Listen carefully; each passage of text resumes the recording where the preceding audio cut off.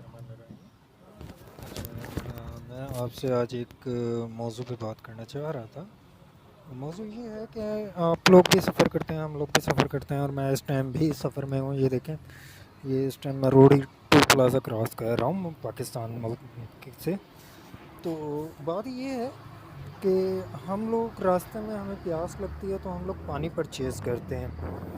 अब इस पानी को देखें आप, इसके ऊपर भी लिखा हुआ है पानी पीने के बाद बोतल को छेद करके फेंक दें। लेकिन उससे कुछ भी नहीं होगा, क्योंकि आप अगर इसके अंदर कोई छेद वगैरह भी कर देते हैं तो वो रिफ़िल हो सकता है। ठीक है।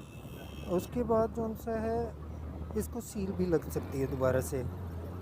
ये जो सील होती है, ये वाली सील, ये दोबारा लग सकती है। ठीक है।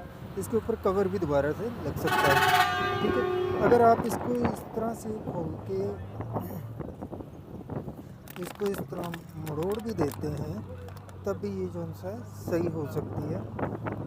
लेकिन एक तरीका इसका है कि ये बिल्कुल डिस्ट्रॉय हो जाएगी, ये ना सही हो सकती है, ना कोई इसमें रिफिलिंग कर सकता है।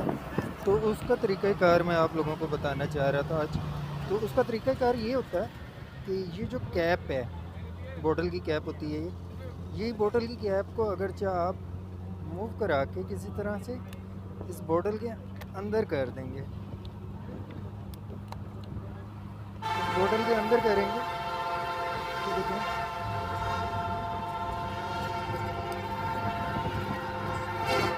ये बोतल के अंदर चली गई अब कैप।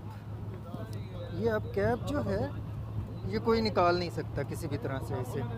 तो ये बोतल अब बिल्कुल ही ख़त्म हो चुकी है। तो ये एक मैसेज था पब्लिक के लिए। तो जब भी बोतल को ज़ाया करना हो तो हमेशा इस तरह से कीजिएगा। Thank you.